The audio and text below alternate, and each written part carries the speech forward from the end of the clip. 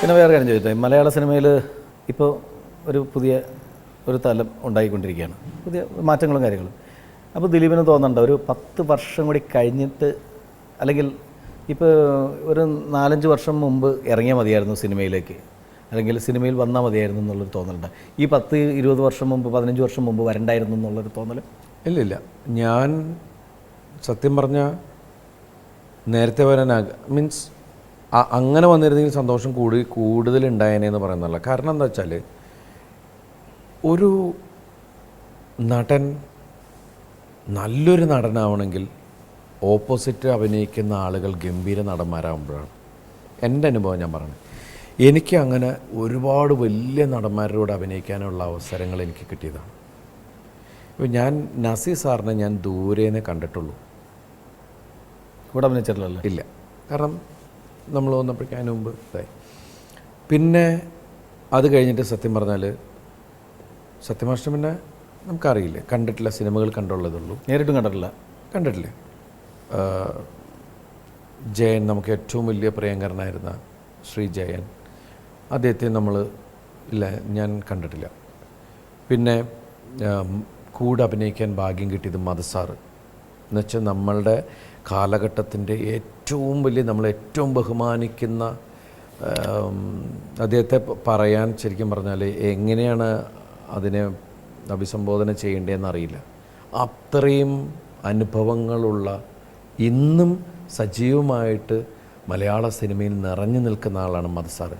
മധുസാറിൻ്റെ കൂടെ അഭിനയിക്കാൻ കിട്ടുക എന്ന് പറഞ്ഞാൽ സത്യം പറഞ്ഞാൽ എൻ്റെ ഓർമ്മകളിൽ ചെറുപ്പത്തിൽ ഞാൻ കണ്ട സിനിമകളിൽ കണ്ട മധുസാറിൻ്റെ കൂടെ ഞാൻ അത്ഭുതത്തോടുകൂടി തന്നെയാണ്.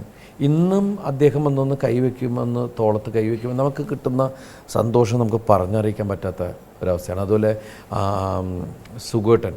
സുകുമാരൻ, അതുപോലെ സോമേട്ടൻ, MG സോമൻ, ഞാൻ അവരുടെ കൂടെയൊക്കെ രാഘവേട്ടൻ, അതുപോലെ സുധീറേട്ടൻ, അന്ന് ആ കാലഘട്ടത്തിൻ്റെ ഒരുപാട് നടന്മാരുടെ കൂടെ എനിക്ക് പപ്പുവേട്ടനായിട്ട് വലിയ കമ്പനിയായിരുന്നില്ല, ഭയങ്കര കമ്പനിയായിരുന്നു. എന്ന് വെച്ചാൽ പപ്പുവേട്ടൻ, അതുപോലെ മരിച്ച് നമുക്ക് നഷ്ടപ്പെട്ട ഒരുപാട് എന്താ പറയുക ഖനിയാണ്.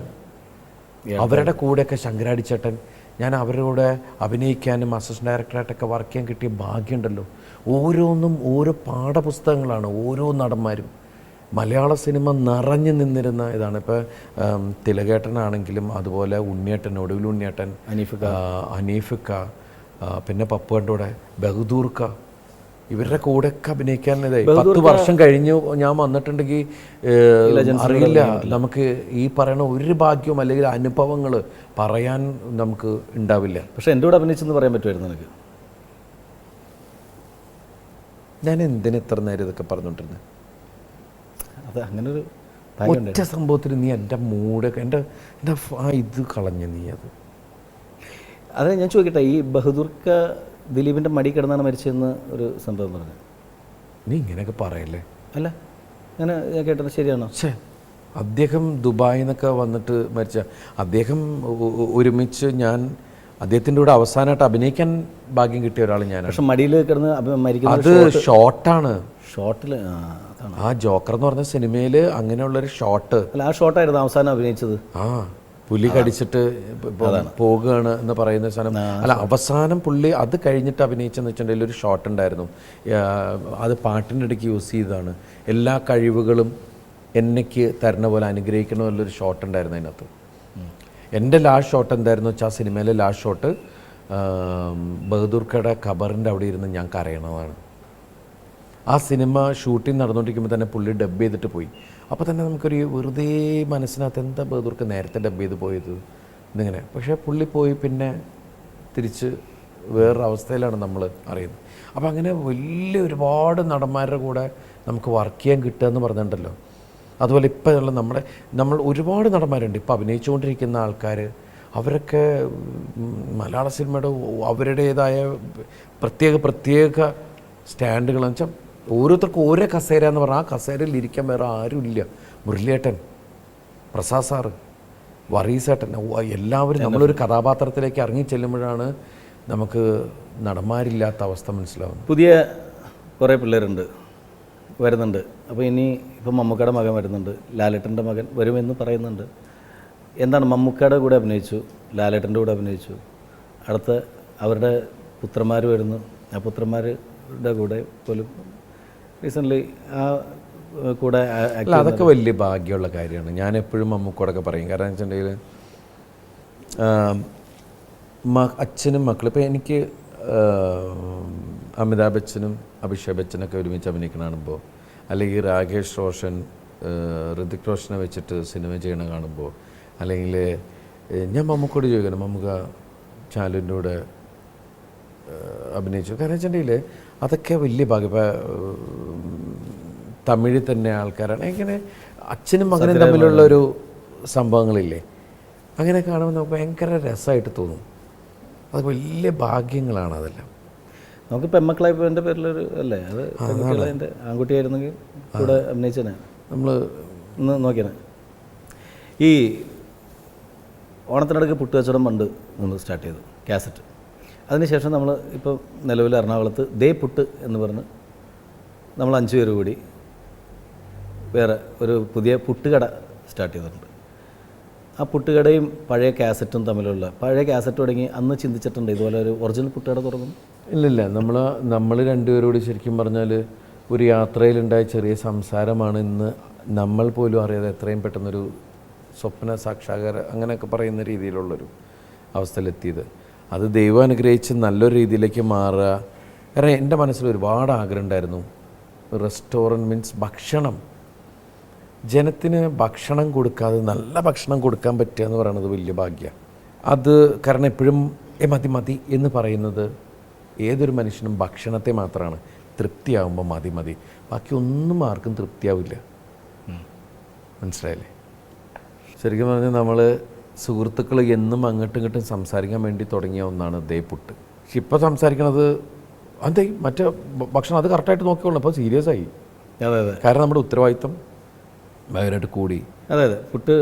കാരണം എനിക്ക് ഞാൻ വണ്ടടിച്ചു എന്ന് പറയാം. ശരിക്ക് ഓരോ ദിവസം ചെല്ലുമ്പോഴും, ഓരോ ദിവസം നമ്മൾ ഇടയ്ക്ക് ഹോട്ടലിൽ ചെല്ലുമ്പോൾ അവിടുത്തെ ഷെഫ് വന്നിട്ട് സാറേ അതേ ഇന്ന് വേറെ 2 ടൈപ്പ് പുട്ടുണ്ട് കേട്ടോ.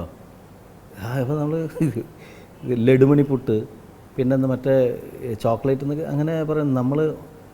നമ്മൾ അത്ഭുതപ്പെടുത്തുന്ന. ഞാൻ ആദ്യം വിചാരിച്ചിരുന്ന ഒരു പുട്ട് ഒരു 10-20 തരം പുട്ടൊക്കെ ഉണ്ടാക്കാൻ പറ്റും. പക്ഷേ ഇപ്പോൾ ലിസ്റ്റ് എടുത്ത് നോക്കിയപ്പോൾ 65 തരം പുട്ടുണ്ട്. എപ്പോഴും അതിഥി ദേവോ ഭവ അല്ലേ? അത് എന്നോട് പറഞ്ഞിട്ട് കാര്യമില്ല. എങ്ങനെ? അല്ല, ഞാൻ വേറെ കാര്യം പറഞ്ഞു, സോറി. ആദ്യത്തെ ദൈവമേ ഒന്നുമില്ലപ്പാ. അപ്പോൾ പെരുന്നാളിനെ കുറിച്ച് പറ. അതിഥി ദേവോ ഭവ. ആദ്യം തുടങ്ങിയപ്പോൾ എന്നോട് ഒരു സാധനം പറഞ്ഞില്ലേ, എന്താ പറയുക, ഈദ് മുബാറക്. അതിന് തിരിച്ചു വെച്ചതാണ്. അതിഥി ദേവോ ഭവ. എനിക്ക് ഒരു സാധനം കൊണ്ടത്ത് തന്ന ഞാൻ എന്താ തെറ്റായിട്ട് പറഞ്ഞപ്പോൾ? ഒന്നുമില്ല, ഞാനിത് തന്നെ പറഞ്ഞോളൂ. നേരത്തെ ഈദ് മുബാറക്ക് പറഞ്ഞ് അത് എന്നെ തെറ്റിച്ച് ഇപ്പോൾ ഒരു കൺഫ്യൂഷൻ അടിച്ചില്ലേ, ഞാൻ പറഞ്ഞത് തെറ്റായിരുന്നോ എന്നൊരു കൺഫ്യൂഷൻ അടിച്ചില്ലേ, അത്രയുള്ളൂ. ഈ പെരുന്നാൾ ഓർമ്മ എന്താണുള്ളത്? ശരിക്ക് മുസ്ലിം വിഭവങ്ങൾ കാര്യങ്ങളൊക്കെ ഉണ്ടല്ലോ, അതിൽ പെരുന്നാൾ ഈ ശരിക്ക് ബക്രീദ് ഒരുപാട് വീടുകളിൽ നോമ്പറക്കാൻ പോയിട്ടുണ്ട്. കഴിഞ്ഞതിന് മുമ്പത്തെ പെരുന്നാൾ മമ്മൂക്കയുടെ വീട്. മമ്മൂക്ക ആരൊക്കെ ഉണ്ട് പെരുന്നാളിന് അവിടെ വീട്ടിൽ? ഇല്ലട, ഞാനുണ്ട്, ഇത്തുണ്ട്, പിള്ളേർ ചിലപ്പോൾ വരും, പിള്ളേരില്ല, ഉമ്മയുണ്ട് എന്ന് പറഞ്ഞു. ഞാൻ പറഞ്ഞു ഞാനുണ്ട് കേട്ടാ, ഉച്ചയ്ക്ക് ഭക്ഷണം വേണേ എന്ന് പറഞ്ഞിട്ട്. നോമ്പ് തുറക്കാനാണ്? ഉച്ചയ്ക്കല്ല, പെരുന്നാളിന്. പെരുന്നാളിന്. നീ എന്നെ കൺഫ്യൂസ് ചെയ്യിപ്പിക്കരുത്. അല്ല, ഞാൻ പറഞ്ഞ നോമ്പർക്കൽ വേറെ, ഞാൻ പെരുന്നാളിൻ്റെ വിഷയത്തിലാണ് വന്നിരിക്കണേ. അങ്ങനെ ഞാൻ ചെന്നിട്ടുണ്ട്. പിന്നെ കഴിഞ്ഞ തവണ ഞാൻ പെരുന്നാൾ ഇത്തയുടെ അടുത്തായിരുന്നു, അനീഫ്ക്കയുടെ ഇത്തയുടെ അടുത്ത് മക്കളുടെ കൂടെയാണ് പെട്ടെന്ന് കയറി ചെന്നിട്ട് പെരുന്നാളിന്. അങ്ങനെ നമ്മുടെ സുഹൃത്തുക്കൾ. നീ പക്ഷെ എന്നെ വിളിച്ചിട്ടില്ല കേട്ടാ. അത് ഞാനിവിടെ ഉണ്ടാകാറില്ലല്ലോ. നീ പെരുന്നാൾ വരുമ്പോൾ എന്നും മുങ്ങും, ആ ഗസ്റ്റ് കൂടുന്നു പറഞ്ഞിട്ട്. ഞാനിവിടെ ചിലവ് അതുകൊണ്ടല്ലേ സത്യം. നമ്മളുടെ രാജ്യം എന്ന് പറയുന്നത് പെരുന്നാൾ സമയത്ത് ഗൾഫ് രാജ്യങ്ങളാണ്. ഗൾഫ് രാജ്യങ്ങളിൽ നമ്മുടെ സഹോദരങ്ങൾ. നീ എന്നാണ് ഗൾഫൊക്കെ കാണാൻ തുടങ്ങിയത്? അത് ശരി, നീ ഇന്നാൾ വരെ ഏലൂരായിരുന്നില്ല. ഞാനൊരു കാര്യം ചോട്ടെ, നമ്മുടെ രാജ്യം പെരുന്നാൾ വരുമ്പോൾ എന്നൊക്കെ എനിക്ക് മനസ്സിലായില്ല. അത് നിങ്ങൾ സിനിമയൊക്കെ ആയിട്ട് ഇങ്ങനെ നിൽക്കുമ്പോൾ നമുക്ക് തീറ്റാന്നത് ഗൾഫിലെ. എനിക്ക് മനസ്സിലായി, നീ ഗൾഫിലാണ്. അപ്പോൾ ജോലി അവിടെ മലയാളി അസോസിയേഷനും മലയാളി സമൂഹമാണ്. അപ്പോൾ അത് അതിൻ്റെ ഒരു നന്ദി. ഞാൻ ഇടയ്ക്കിടയ്ക്ക് ഞാൻ അവരോട് പോയിരുന്ന ഭക്ഷണം കഴിക്കുള്ളൂ. അതൊക്കെ അത് പറഞ്ഞോ. നീ ഗൾഫുമായിട്ട് ബന്ധപ്പെട്ട എല്ലാവരും കൺഫ്യൂഷനായി. അപ്പോൾ ഇൻഷാ അല്ലാഹ് നമുക്ക് അടുത്ത പെരുന്നാളിന് നമുക്ക് ഇതിലും ഗംഭീരമായിട്ട് ഉള്ള വിഭവങ്ങളും സന്തോഷകരമായ കാര്യങ്ങളൊക്കെ ആയിട്ട് റിയൽ പൊട്ടിച്ചിരി ഒക്കെ ആയിട്ട് ഇപ്പോഴും പൊട്ടിച്ചിരിക്കുക കുഴപ്പമൊന്നുമില്ല. അപ്പോൾ പ്രേക്ഷകരോട് പറയാനുള്ളത് പറഞ്ഞു. മലയാള സിനിമയെ സ്നേഹിക്കുന്ന കേരളത്തിലെ എല്ലാവർക്കും എൻ്റെ ഹൃദയം നിറഞ്ഞ പെരുന്നാൾ ആശംസകൾ. അതുപോലെ എല്ലാവർക്കും സ്നേഹത്തിൻ്റെ നന്മയുടെ നല്ല നാളുകൾ ആശംസിക്കുന്നു. അതുപോലെ തന്നെ എൻ്റെ ഏറ്റവും പ്രിയ സുഹൃത്തിനോടൊപ്പം മീഡിയ വണ്ണിന് വേണ്ടിയിട്ട് ഇതുപോലെ പെരുന്നാൾ ദിനത്തിൽ ഇരിക്കാൻ പറ്റിയത് ഇത് തന്നെയാണ് എൻ്റെ ഏറ്റവും വലിയ പെരുന്നാൾ. അപ്പോൾ മനസ്സിൽ ആ പെരുന്നാളിൻ്റെ ഒരു ആഘോഷം ഒരുപാട് നിറയുന്നുണ്ട്. ഈദ് മുബാറക്. ഈദ് മുബാറക്. ഈദ് മുബാറക്. ഈദ്